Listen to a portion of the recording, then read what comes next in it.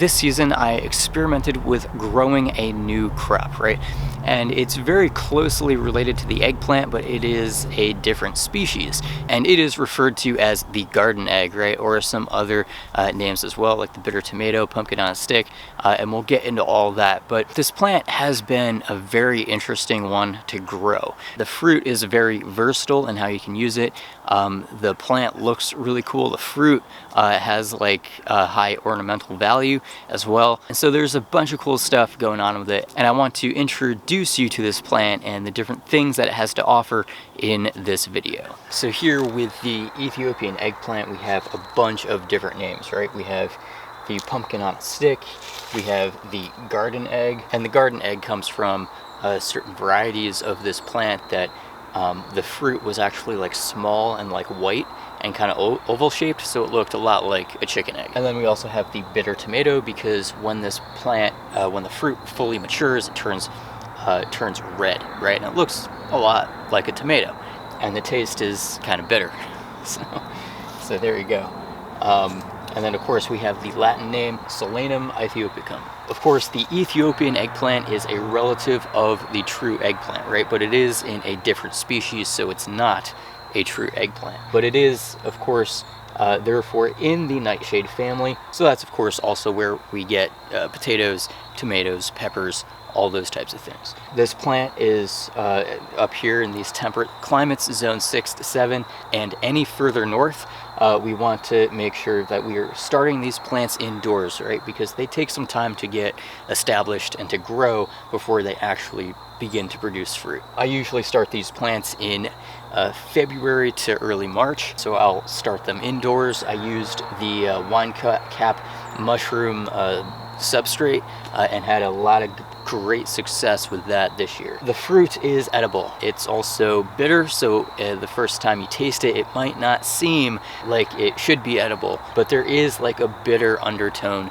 to it, right? Now, if you cook it pretty well, that bitter undertone can be somewhat diminished, and then of course if you mix it in with other foods, you don't really notice it at all. And in some ways I found certain dishes like the bitterness can be kind of highlighted in a way, right?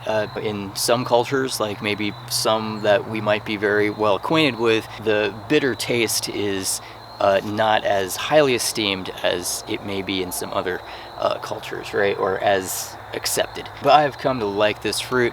It goes really good in some dishes. I'll kind of talk about that in a minute. And this fruit is very versatile, right? Just like its cousin, the eggplant, these can work their way into so many different dishes very easily, right? They can be sauteed. I really like them sauteed. I really like them roasted. They can be put in soups, sauces, and I've even made some baba ganoush out of them, which is pretty good. Got a recipe over here.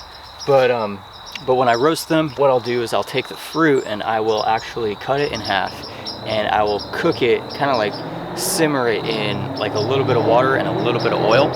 And then what I do is I take that fruit after I've simmered it for, I don't know, 4 or 5 minutes or so. I will then transfer that to a pan or like a baking dish type thing, and then I will cook that at like 410, 415 degrees Fahrenheit. Usually those will cook for 20 minutes, 25, 30 minutes, until the skins turn like a pretty good like golden brown type thing, a little bit.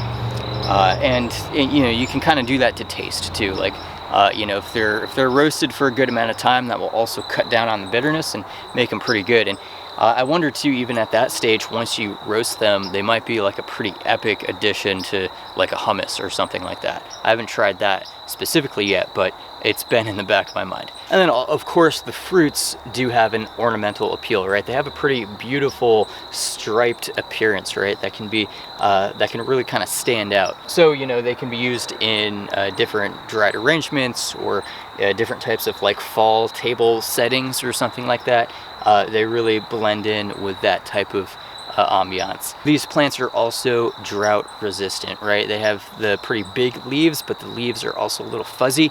That fuzziness can actually help reduce transpiration loss from the leaves, so they can actually, the plants can hold on to more water in drier times, right? And then of course the root system can go pretty deep into the soil and access water that maybe some other plants can't as easily. Fruit production may drop a little bit in times of drought, but the plants themselves won't show signs of wilt or, you know, any health problems like that. And then I've also found that the Ethiopian eggplant is a really good companion plant to the sorghum, right? Because the sorghum can grow a little taller, but it can grow in between the Ethiopian eggplant. And the Ethiopian eggplant has these big leaves that can kind of like interlock into the sorghum canes and help to keep the sorghum plants upright. It can help to prevent or lessen the damage of winds blowing across and creating lodging from sorghum. It can also help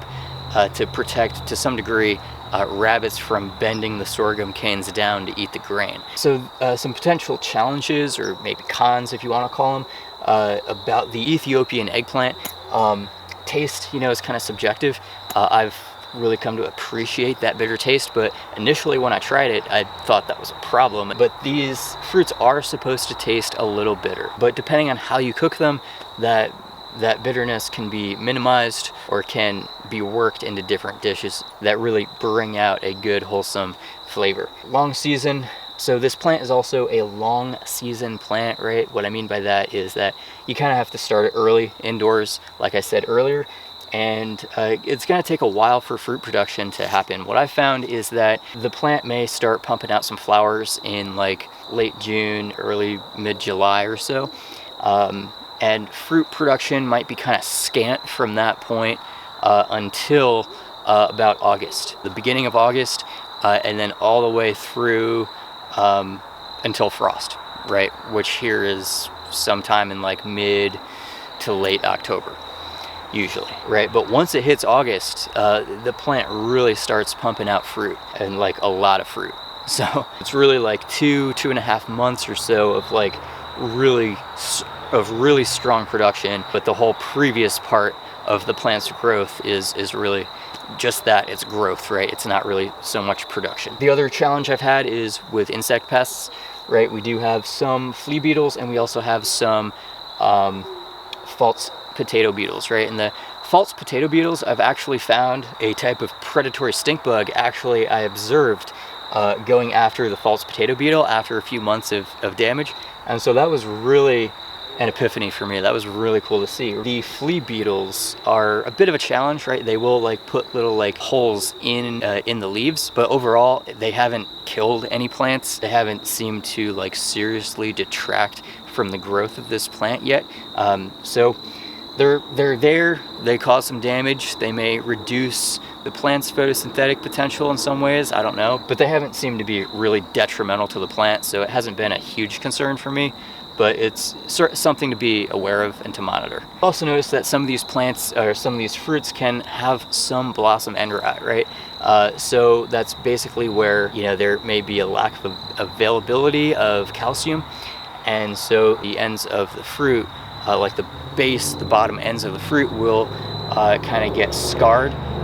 In tomatoes, they can kind of get blackened and then begin to mold and stuff. With these, it can kind of get kind of scarred, but they don't, it doesn't damage the fruit so much, right? It's not like the fruit's going to rot or be destroyed from that.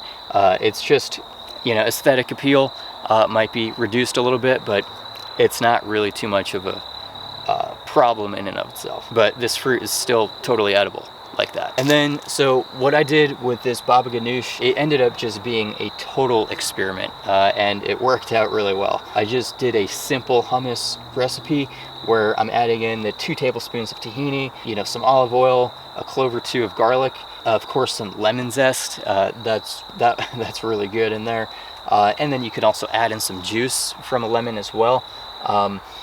And then, of course, I'll add in some salt, a little bit of chia seeds, actually, because those can suck up extra moisture, excess moisture that from the cooking of the garden eggs, because those can kind of have a higher moisture content than beans or chickpeas that you might be adding in there otherwise. So what I do, you know, I'll take maybe about 20 garden eggs or so, not really an exact recipe, and I will cut them in half. I will cook them in a little bit of water, kind of similar to how I cook them before I roast them, and then I'll add those with the rest of the ingredients into a food processor, food process them until I get a consistency that I really like, and that's basically like my base hummus or, you know, baba ganoush recipe, right? There's a lot of room for experimentation. This is definitely not an end-all be-all recipe. And then of course there is a bit of a bitter undertone to this, but if you're mixing the hummus into other foods or using it as a dip, it's really good. For me, it seems to complement other foods. I really appreciate it. I really like it. I also might be tasting a little bit of the pride that I get from growing my own food and being able to cook different dishes with them, but it's all really good. So thank you so much for checking out this video on the garden egg, the Ethiopian eggplant, the bitter tomato, pumpkin on a stick, whatever term you want to go by. It's a very fun plant to grow. You can use the fruit and cook it into a bunch of different dishes. You know, there is that slight bitterness aspect that some people, like myself, might not mind at all, or other people might be a little bit more averse to. But nonetheless, this is a pretty nifty plant to grow in a garden, and it can be a conversation starter in some ways as well. So thank you so much for checking out this video, and I look forward to seeing you in a future video. Take care.